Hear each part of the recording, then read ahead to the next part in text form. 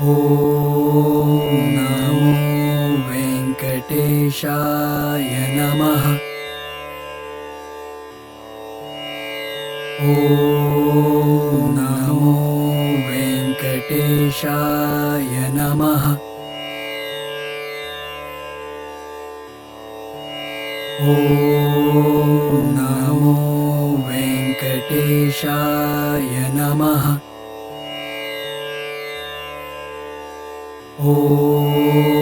नमो वेङ्कटेशाय नमः। ॐ नमो वेङ्कटेशाय नमः। ॐ नमो वेङ्कटेशाय नमः। ॐ नमो वेङ्कटेशाय नमः। ॐ नमो वेङ्कटेशाय नमः। ॐ नमो वेङ्कटेशाय नमः। ॐ